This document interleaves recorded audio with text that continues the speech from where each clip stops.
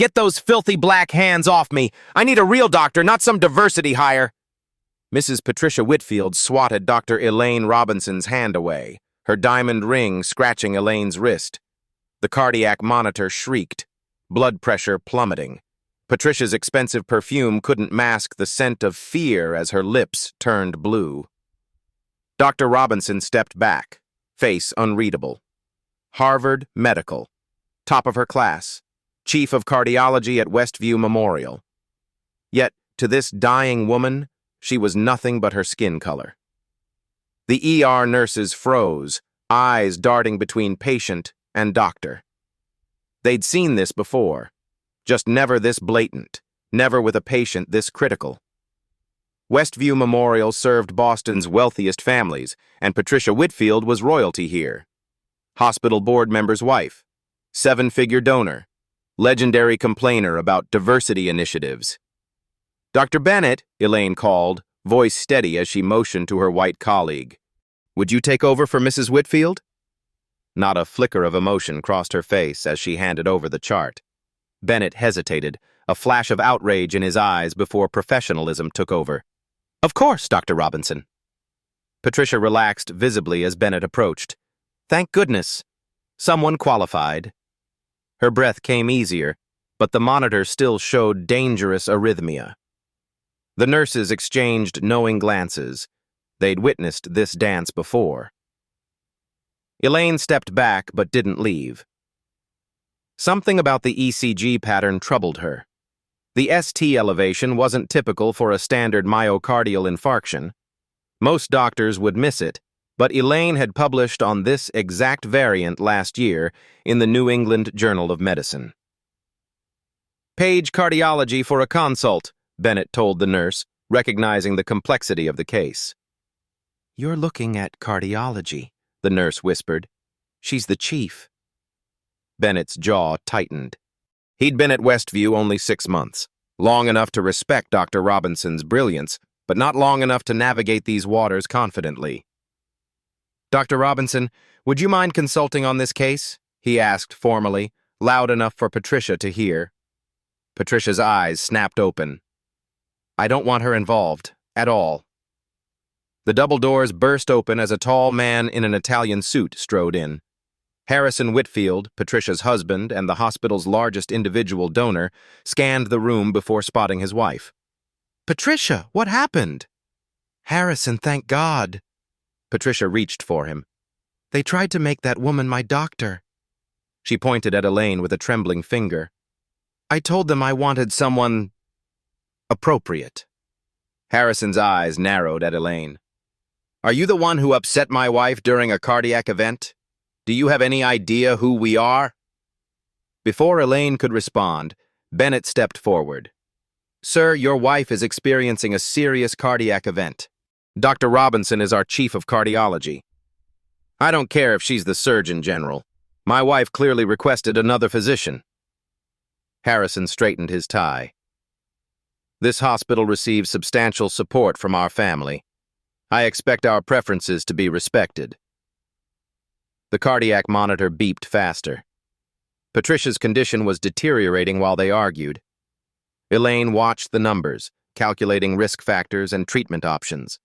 Standard protocol would be insufficient for what she suspected. Dr. Bennett, Elaine said quietly. A word? She moved a few steps away, professional courtesy in every line of her body. Bennett joined her. I apologize for their behavior, he murmured. Not relevant right now, Elaine replied. Look at the lateral leads on that ECG. This isn't a standard MI. She needs a specialized workup and likely immediate intervention. Bennett glanced at the monitor. You're thinking Prinzmetal angina? Possibly, or a rare variant. The pattern suggests coronary vasospasm with potential genetic factors. Elaine kept her voice clinical, detached. She needs a calcium channel blocker, not just standard protocol. From her bed, Patricia watched them suspiciously. What are they whispering about, Harrison? I don't want that woman making decisions about my care. Harrison approached the doctors. Is there a problem? Will Elaine walk away when her expertise could save this woman's life? The question hung in the air as the monitors continued their urgent warnings. "No problem at all," Bennett replied to Harrison, tension evident in his shoulders. "We're discussing treatment options. Your wife presents with some complex cardiac symptoms." Elaine stepped back, allowing Bennett space to handle the Whitfields. Hospital politics were a game she'd mastered years ago, knowing when to speak and when silence served better. But patients' lives trumped politics every time. Bennett ordered the standard treatment protocol: aspirin, nitroglycerin, morphine. The nurse administered the medications while Harrison hovered, checking his Patek Philippe watch every 30 seconds. Elaine watched the monitors from across the room. Patricia's numbers weren't improving. The ECG still showed the abnormal pattern she'd spotted immediately, a subtle variation most cardiologists would miss without specialized training. "Dr. Bennett," she called softly. "The ST elevation in leads V2 through V4. You're seeing that, correct?" Bennett frowned at the screen. "Yes, consistent with anterior wall MI. We're treating appropriately." "Look at the T waves and the QT interval," Elaine persisted. "This presentation suggests coronary vasospasm with possible genetic components. Standard MI protocol won't address the underlying cause."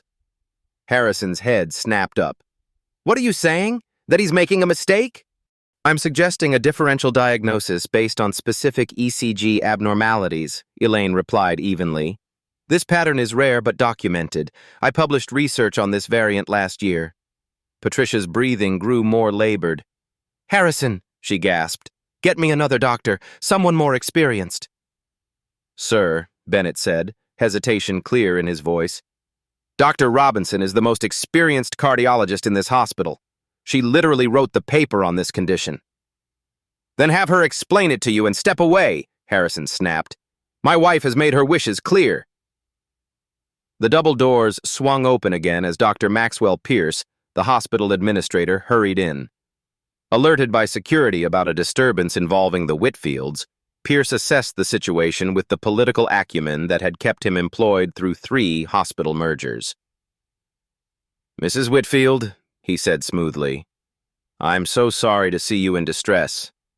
I assure you our team is providing the very best care." "That woman keeps interfering," Patricia said, pointing weakly at Elaine. "I've made it clear I don't want her involved." Pierce's smile tightened. "Dr. Robinson, may I speak with you?" He gestured toward the hallway, his message clear. Outside, Pierce dropped the smile. "The Whitfields donate $3 million annually. Is this the hill you want to die on?" "No one's dying on any hill if I can help it," Elaine replied. "But that woman might die if she doesn't receive the correct treatment. She's presenting with a rare variant that requires immediate specialized intervention. Dr. Bennett is a capable physician."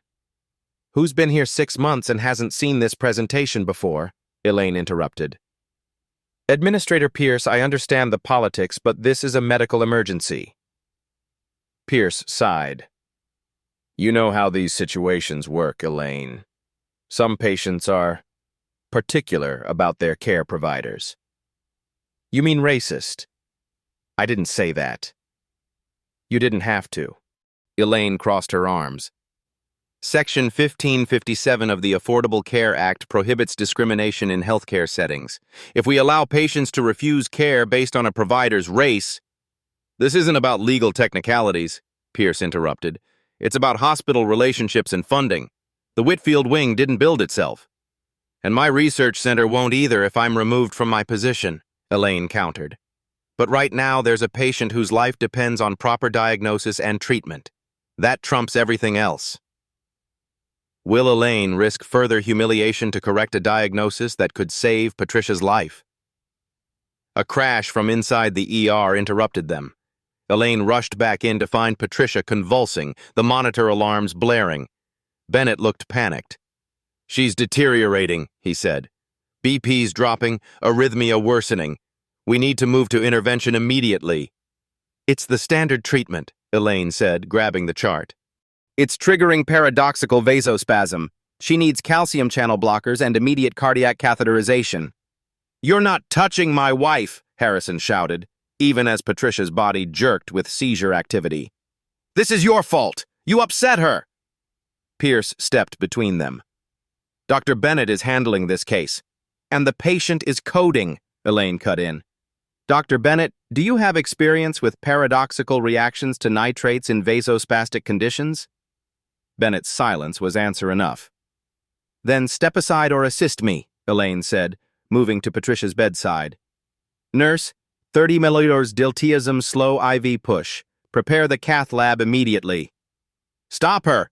Harrison grabbed Elaine's arm. "She's not authorized." Will Elaine sacrifice her professional integrity to protect her position at the hospital? "Sir, remove your hand," Elaine said, voice deadly calm. "You're interfering with emergency medical care." "Dr. Robinson," Pierce warned. "Administrator Pierce," Elaine replied without looking away from the monitors. "You can fire me tomorrow. Right now I'm saving your donor's life." Bennett made his decision. "I'm deferring to Dr. Robinson's expertise. Nurse, diltiazem as ordered." He gently moved Harrison back. "Sir, please, let us work." The medication went in. For 10 agonizing seconds, nothing changed. Then Patricia's convulsions slowed. The monitors showed improving values. "She's stabilizing," Bennett breathed. "That was the right call." "Temporarily," Elaine replied. "She needs catheterization immediately to prevent recurrence, and we need genetic screening. This presentation strongly suggests an underlying hereditary component." Harrison stood shell-shocked as they prepared to move Patricia. "This isn't over," he said to Pierce. "If anything happens to her—" "Your wife will receive the best possible care," Pierce assured him. "Dr. Robinson is our chief cardiologist for a reason." As they wheeled Patricia toward the doors, her eyes fluttered open. Seeing Elaine directing her care, she tried to speak. "I told you, don't want—" "Mrs. Whitfield," Elaine said professionally, "you're experiencing a life-threatening cardiac event requiring immediate intervention. Hospital protocol mandates that the chief specialist takes lead in critical cases. I'll be performing your catheterization." "No!" Patricia tried to sit up. "Harrison, don't let her!" Harrison looked between his wife's pale face and the now stabilized monitors. "Patricia, let's just get you stable." "I'll sue," Patricia gasped at Pierce. "Every member of the board will hear about this." The team continued moving toward the elevators. Elaine's hands remained perfectly steady as chaos erupted around her, her focus entirely on the medical emergency at hand. "Dr. Robinson," Pierce called after her, "the hospital cannot authorize this against the patient's explicit wishes. The liability—" "Then have her sign an AMA form and find another cardiologist who specializes in variant angina with suspected genetic etiology," Elaine replied, not slowing. "Good luck with that search." The elevator doors opened. Decision time. "This is a direct order," Pierce said. "Stand down or face consequences." Will Elaine's colleagues support her authority or bow to pressure from wealth and power? Bennett stepped forward. "I'm assisting Dr. Robinson. The patient needs immediate intervention that Dr. Robinson is uniquely qualified to perform."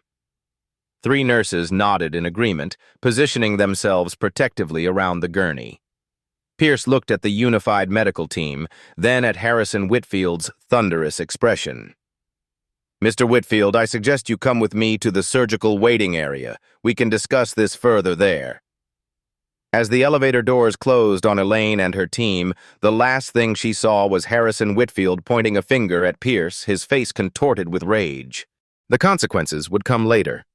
Right now, a life hung in the balance, even if it belonged to someone who saw her as less than human. The scrub room was silent except for the methodical sound of surgical soap being worked into skin. Elaine stood alone at the sink, eyes fixed on her hands as she performed the ritual she'd done thousands of times before. Scrub for 2 minutes. Rinse. Repeat. The cool surgical steel felt familiar under her fingertips. In the polished metal surface, her reflection showed determination hardening in her eyes. For this brief moment of solitude, she allowed herself to feel the weight of what was happening. 20 years of medicine, 14 papers published, 3 breakthrough procedures developed. Yet still, patients looked at her and saw only color. Colleagues looked at her and saw a quota filled. Administrators saw a liability and an asset, depending on which press release they were drafting that week. And what did she see?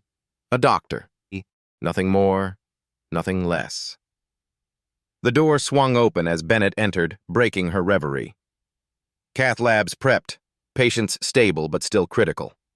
He began scrubbing at the sink beside her. Pierce is having a meltdown in his office with Whitfield. Legal's been called. Of course they have. Elaine's voice remained neutral.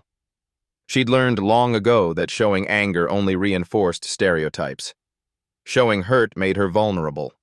Neutrality was armor. You know they could pull your privileges for this, Bennett said quietly. Whitfield's threatening everything from a lawsuit to calling the governor. I'm aware. Then why? Because she'll die otherwise. Elaine finished rinsing. Her presentation is textbook for the variant I documented last year. Standard intervention will fail, possibly catastrophically. Bennett studied her. There are other cardiologists. None who would recognize this in time. She met his gaze. Would you let a patient die to protect your career? The question hung between them, unanswered.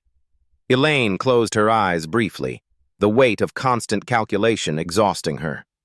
Every decision measured not just by medical standards, but by the additional metrics applied only to her. Work twice as hard. Be twice as good. Make no mistakes. Show no emotion. Navigate politics. Break no rules. Save lives without ruffling feathers. Today, feathers would be ruffled. Her mind drifted to a memory she rarely allowed herself to revisit. She was 12. Sitting beside her grandmother's hospital bed in rural Georgia. Grandma May, the backbone of their family, breathed laboriously while a dismissive doctor barely glanced at her chart. Just age and obesity, he'd said. Nothing to be done. But Grandma May, herself a midwife for 40 years, had squeezed young Elaine's hand and whispered, "Listen to my heart, child, the way I taught you." Elaine had placed her ear to her grandmother's chest, hearing the distinctive murmur that the doctor had missed. When she tried to tell him, he'd patted her head and left the room. By morning, Grandma May was gone. Aortic dissection, the autopsy revealed. Completely treatable if caught in time. On her deathbed, Grandma May had held Elaine's hand. "They'll never see your value until they need what only you can give," she'd said. "Be ready for that moment." The memory dissolved as Bennett spoke again. "Legal will ask if you considered other options." "I've documented everything," Elaine replied, extending her arms as a surgical nurse approached with a sterile gown. The patient presented with variant Prinzmetal angina with suspected genetic factors. Standard protocol caused paradoxical vasospasm. Immediate intervention is medically necessary. All by the book. And if they claim you overrode the patient's right to choose her provider? Patient autonomy doesn't extend to discriminatory practices in emergency situations, Elaine recited. Section 1557 of the ACA is clear. So is my ethical obligation as the most qualified physician present.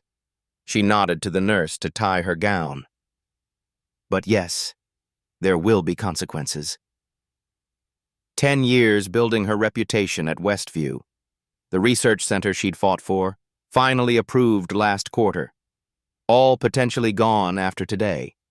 Another hospital, another city, starting over again. The familiar weight of being the first and the only settled on her shoulders. How many times could one person pioneer the same path? "Dr. Robinson?" A different nurse appeared at the door. "They're asking for your decision on the approach."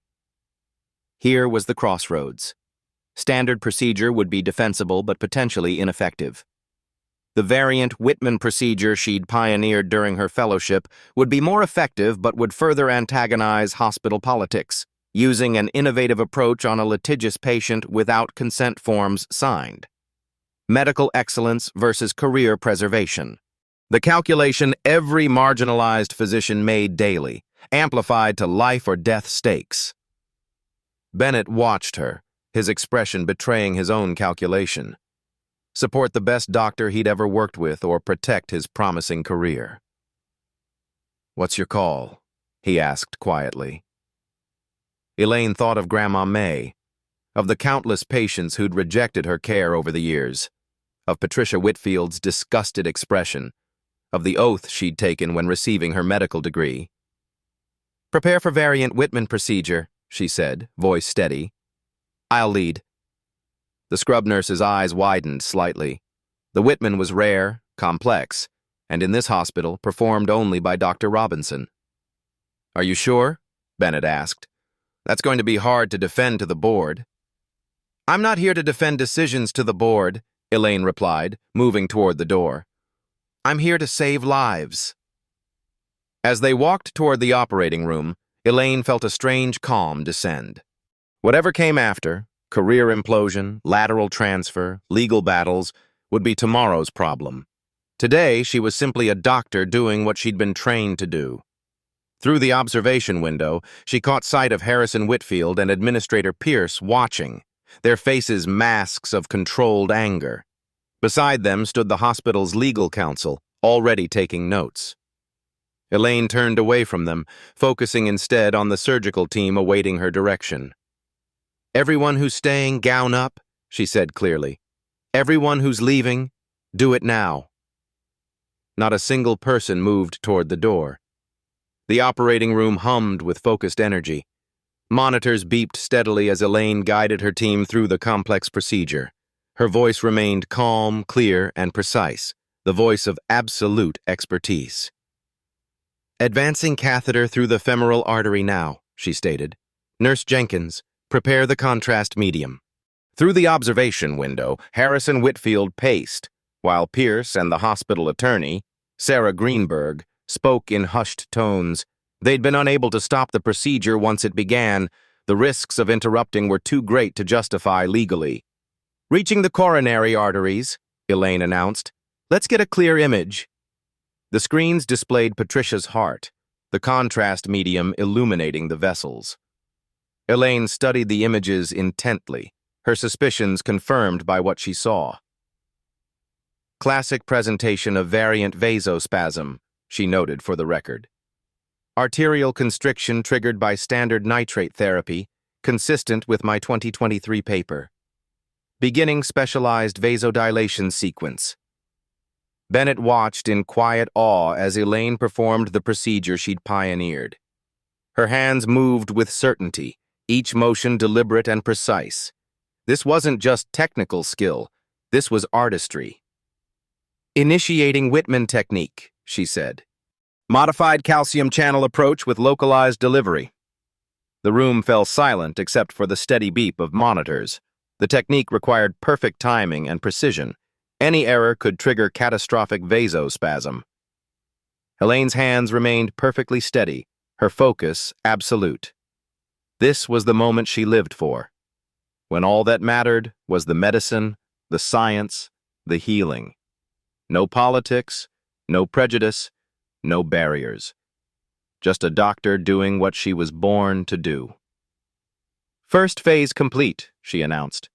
"Vascular response is positive. Proceeding to secondary intervention." In the observation room, even Harrison had stopped pacing, his eyes fixed on the monitors. Whatever his personal feelings, he couldn't deny the skill he was witnessing. "Dr. Bennett, note the structural anomaly at the left anterior descending artery," Elaine said, indicating a section of vessel. "That's not typical atherosclerosis." Bennett leaned closer to the screen. "Congenital malformation?" "Possibly." Elaine studied the image. "But the pattern suggests something specific. I want a tissue sample for genetic analysis." The procedure continued for another 47 minutes. Elaine working methodically to stabilize Patricia's condition. As she completed the final steps, the tension in the room eased. The monitors showed strong, regular heartbeats. Blood pressure stabilized. Oxygen saturation returned to normal. "Procedure complete," Elaine announced. "Patient is stable. Excellent work, everyone." As the team began post-operative protocols, Elaine made her final notes for the record. Patient to receive specialized follow-up and genetic screening. Standard recovery protocol with modified medication regimen as outlined in my notes. Bennett approached as she finished. "That was remarkable," he said quietly. "I've never seen the Whitman performed live before." "Now you have," Elaine replied, signing the chart. "You should learn it. There aren't enough of us who can perform it when needed." "Dr. Robinson," a nurse called from the doorway. "Administrator Pierce requests your presence in his office immediately." "Of course he does." Elaine handed the chart to Bennett. "Monitor her recovery closely. The genetic screening results will be critical for her ongoing care." "What do you suspect?" Bennett asked. Elaine paused. "Something that will make this case even more complicated than it already is." Pierce's office felt like a war room. Harrison Whitfield sat rigidly in one chair while Sarah Greenberg reviewed documents. Pierce himself stood by the window, his back to the door when Elaine entered. "You directly violated a patient's explicit wishes," Pierce began without turning around. "You ignored a direct administrative order. You performed an experimental procedure without consent forms." "I performed a life-saving intervention using an established technique published in peer-reviewed journals," Elaine corrected, remaining standing. "The patient is stable and will recover fully because of that decision." Harrison turned to her, face flushed. "My wife made her preferences clear. You had no right."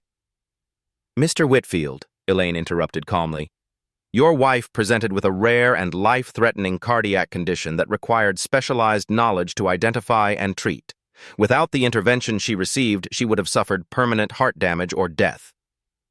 "That's your claim," Harrison snapped. "Convenient that only you could supposedly save her." "The medical records will speak for themselves," Elaine replied, "as will the testimony of the surgical team." Pierce finally turned from the window. "The board is convening an emergency session tomorrow morning. Until then, you're suspended from clinical duties." Elaine had expected this. "I understand. This isn't just about today," Pierce continued. "You've been difficult about hospital politics for years. Always pushing boundaries, challenging decisions, advocating for better patient care," Elaine finished. "Yes, guilty as charged." Harrison stood, straightening his suit jacket. "My family has supported this hospital for 3 generations. We expect certain courtesies in return." "Like the courtesy of ignoring medical best practices based on racial prejudice?" Elaine asked mildly. "That's outrageous," Harrison sputtered. "This has nothing to do with—" "Mr. Whitfield," Sarah Greenberg interjected, "I advise against continuing this discussion." She turned to Elaine. "Dr. Robinson, the hospital is investigating this incident fully. We'll require your complete documentation." "You'll have it," Elaine assured her, "including the genetic screening results, which should be quite illuminating." Pierce frowned. "What genetic screening?" "The tissue sample taken during the procedure," Elaine explained. "Mrs. Whitfield's condition strongly indicates a hereditary component. Proper follow-up care requires genetic analysis." Harrison's face darkened. "You took genetic samples without consent? That's a violation of standard medical protocol for this presentation," Elaine finished. "The consent for emergency cardiac intervention covers necessary diagnostic procedures." Sarah Greenberg made a note. "We'll review the consent forms." "While you're doing that," Elaine added, "you might want to review the hospital's non-discrimination policies as well, and perhaps refresh your understanding of Section 1557 of the Affordable Care Act regarding patient discrimination against providers." The tension in the room thickened. Everyone present knew Elaine was right, legally, if not politically. "You're dismissed, Dr. Robinson," Pierce said finally. The board will determine next steps tomorrow. Elaine nodded and turned to leave, then paused at the door. Sometimes the hands that save you are the ones you refuse to hold, she said quietly, before walking out. Patricia Whitfield woke slowly, the fog of anesthesia lifting gradually. The steady beep of monitors oriented her before she opened her eyes. Hospital, cardiac event, surgery. When her vision cleared, the first face she saw was Elaine Robinson's. "No," Patricia croaked, instantly agitated. "I told them not you." "Mrs. Whitfield," Elaine said professionally, "I'm performing a standard post-operative assessment. Dr. Bennett will be here momentarily." Patricia tried to sit up, wincing at the pain. "You were explicitly told to stay away from me. Where's Harrison? Where's Dr. Pierce?" "Your husband is speaking with administration," Elaine replied, checking the monitors. "Your vital signs are stable. The procedure was successful." "Procedure?" Patricia's eyes widened. "You performed surgery on me? After I specifically refused?" "You experienced a life-threatening cardiac event requiring immediate specialized intervention," Elaine explained. "As chief of cardiology, hospital protocol required my involvement." "That's assault," Patricia hissed. "You had no right to touch me." "Mrs. Whitfield, I want another doctor, now." The door opened as Bennett entered with Harrison. Harrison rushed to Patricia's side, taking her hand. "Patricia, thank God. How are you feeling?" "She operated on me, Harrison," Patricia said, voice trembling with anger, "after I explicitly said no." Harrison's jaw tightened as he glared at Elaine. "The hospital is addressing this breach of protocol. Dr. Pierce has already suspended her." Bennett cleared his throat. "Mrs. Whitfield, I was present during the procedure. Dr. Robinson's intervention saved your life. The technique she used was one very few cardiologists can perform successfully." "Anyone could have figured that out," Patricia dismissed. "She just pushed her way in because she has something to prove." Elaine remained professional, though her patience was wearing thin. "Mrs. Whitfield, your case presented with several unique factors requiring specialized knowledge to identify and treat correctly. Standard protocol would have been ineffective, possibly fatally so." "So you claim," Patricia scoffed. "The medical record speaks for itself," Elaine replied. "But more importantly, we discovered something during the procedure that affects your ongoing care. Your condition has a genetic component that requires additional treatment and monitoring." Patricia frowned. "What are you talking about? There's no heart disease in my family." "The genetic markers aren't just about cardiac health," Elaine explained carefully. "They reveal a hereditary condition that affected how your body responded to standard cardiac medications, a condition with specific demographic associations." Harrison stepped closer. "What demographic associations?" Elaine met his gaze steadily. "The genetic markers we identified are strongly associated with individuals of West African descent." The room went silent. Patricia stared at Elaine, comprehension slowly dawning on her face, followed by disbelief. "That's absurd," she finally sputtered.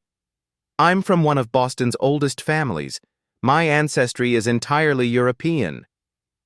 "Genetics don't lie, Mrs. Whitfield," Elaine said gently. "The specific markers we identified are present in approximately 0.8% of people with exclusively European ancestry, but 27% of those with West African heritage." "You're making this up," Patricia accused, her voice rising. "This is some kind of revenge, some sick joke." Bennett intervened. "Mrs. Whitfield, I've reviewed the results myself. The findings are conclusive." "I want another test," Harrison demanded. "From a different lab, a different doctor." "Of course," Elaine agreed. "That would be standard protocol for confirming these results. But you should know. The genetic profile explains why standard cardiac interventions would have failed in your case. Without recognition of this factor, future cardiac events could be fatal." Patricia's face had gone ashen. "Get out," she whispered. Get out of my room. Elaine gathered her notes.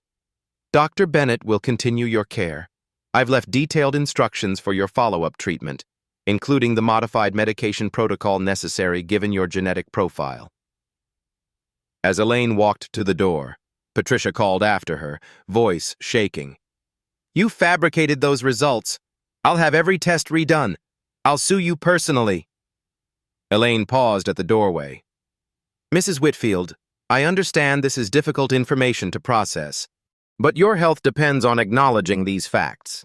I'd recommend the same genetic counseling I recommend to all my patients with hereditary factors.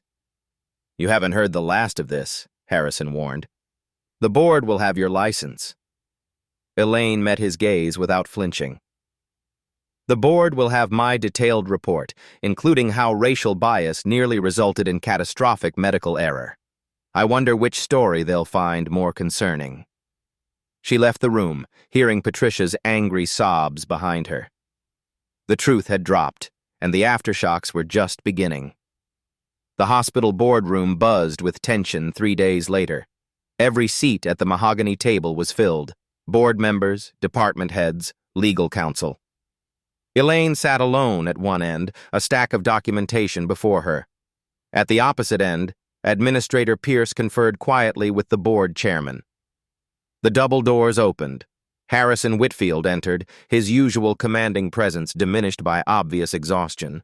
Whispers rippled through the room as people noted his arrival without Patricia. Mr. Whitfield, the chairman acknowledged.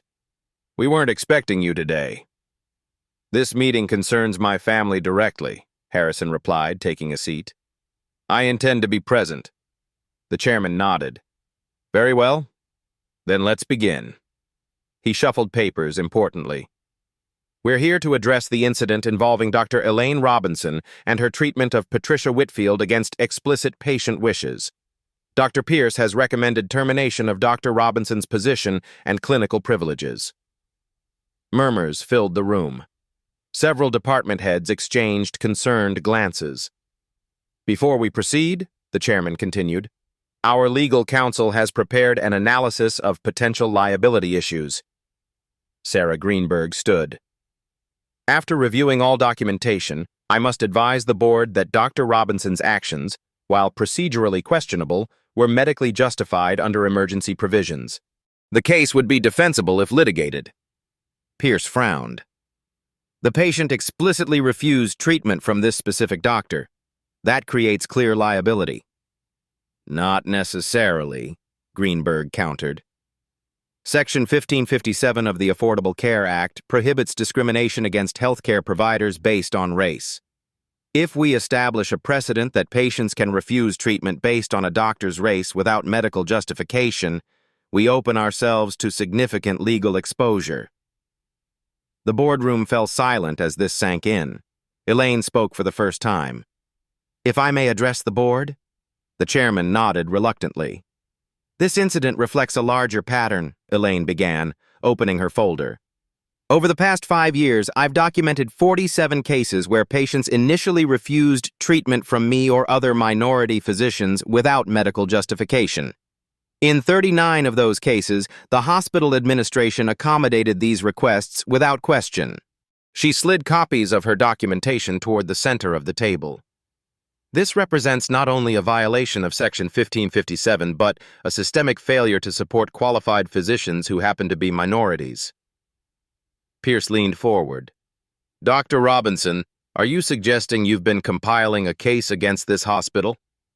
I'm suggesting I've been documenting a pattern that puts patients at risk, Elaine corrected. When the most qualified physician is prevented from treating a patient due to prejudice, patient outcomes suffer. Mrs. Whitfield's case demonstrates this reality dramatically. The cardiology department head cleared his throat. For the record, Dr. Robinson is the only physician at Westview qualified to perform the Whitman procedure. Her intervention saved Mrs. Whitfield's life. A life she wouldn't have needed saving if Dr. Robinson hadn't upset her in the first place, Pierce countered. That's not accurate, Bennett interjected from his seat near the middle of the table. Mrs. Whitfield's condition was critical upon arrival.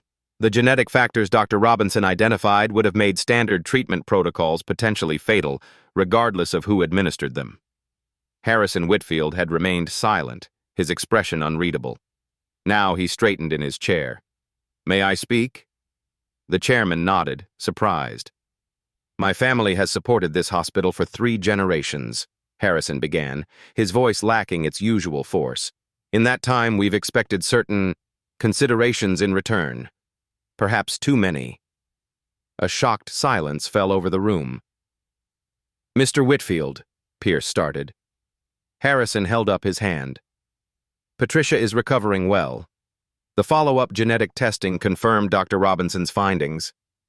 He paused, the admission clearly difficult. "All of them." The clock on the wall ticked loudly in the silence. "We've consulted 3 independent specialists," Harrison continued. "All confirmed that without the specific intervention Dr. Robinson performed, Patricia would have suffered severe damage or death.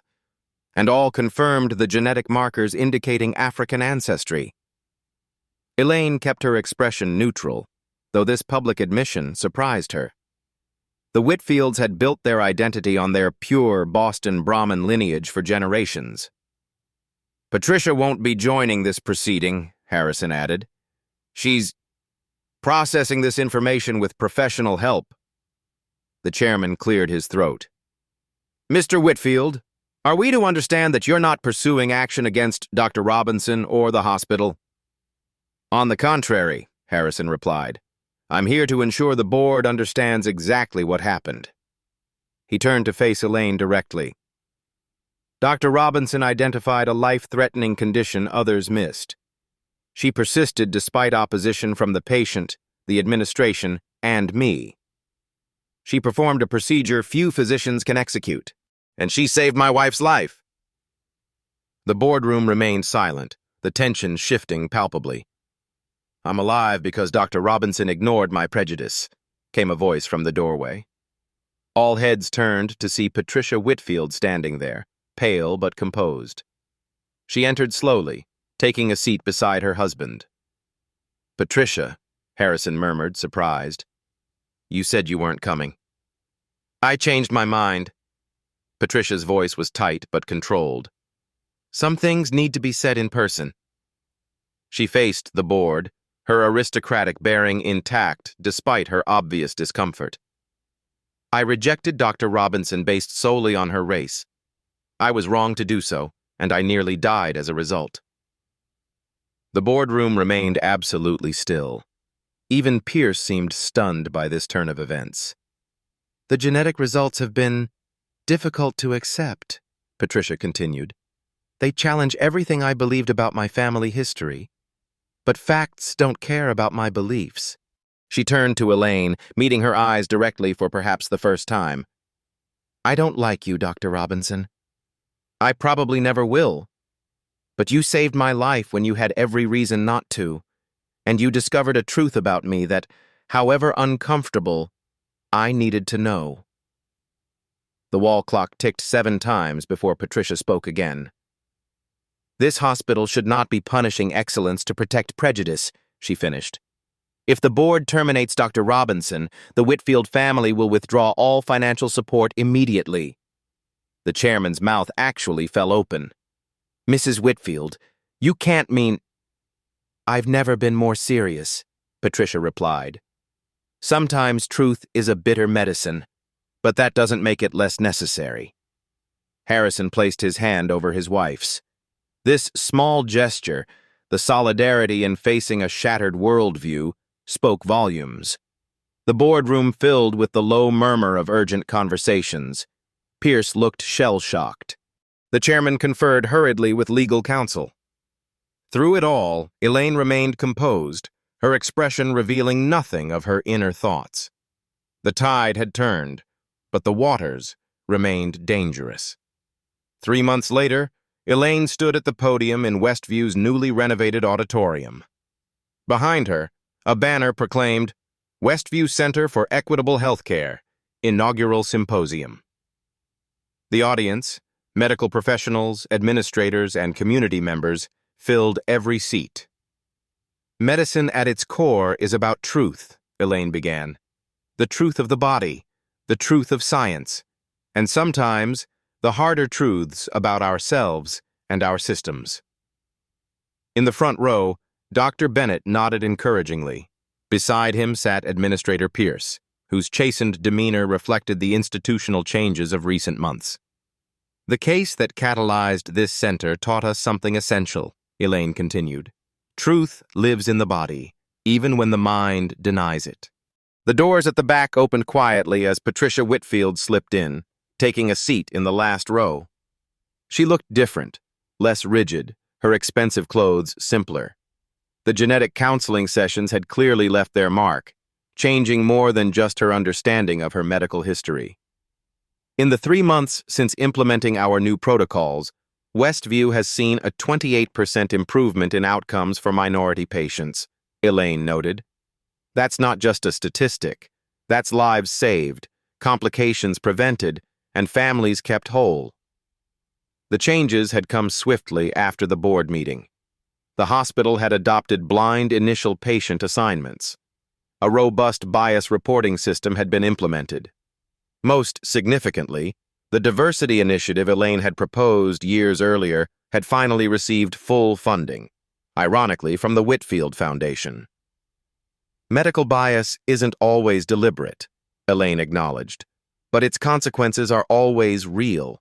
By implementing structural changes, we address the problem regardless of intent. From her seat, Patricia watched the woman she had once rejected. Their relationship would never be warm. Too much had happened for that. But respect had replaced contempt, and that transformation itself was a kind of healing. Harrison had stepped down from the hospital board, focusing instead on restructuring the family foundation to support medical equity initiatives. Their marital therapist called it growth through crisis, the painful reconstruction of identity after fundamental truths were revealed. Healing happens in stages, Elaine concluded. First the body, then the systems that care for it. This center represents our commitment to both. As applause filled the auditorium, Elaine caught sight of the new wing's sign through the window. The Robinson Center for Medical Equity. Not the legacy she had imagined, but perhaps the one that mattered most. After the presentation, audience members gathered in small groups, sharing experiences. The conversations were sometimes uncomfortable but always necessary. Real-life stories of medical bias faced by patients and providers alike. Patricia remained in her seat until the crowd thinned. When she finally approached Elaine, their exchange was brief but significant. "The genetic counseling has been illuminating," Patricia said simply. Elaine nodded. "I'm glad you continued with it."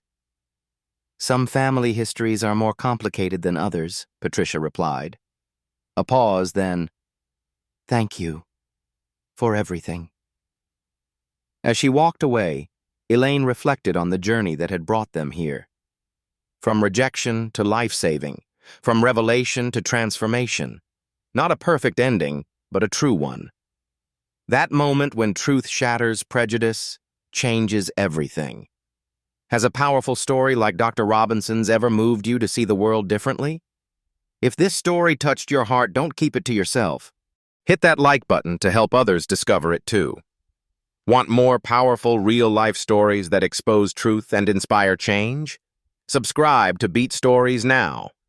We deliver the most compelling Black stories, touching narratives, and transformative life stories that will keep you coming back for more. Comment below with your own experiences facing bias or standing up for what's right. Your story might be exactly what someone else needs to hear today. Truth lives in the body, even when the mind denies it. Join our Beat Stories community, where truth is always worth fighting for.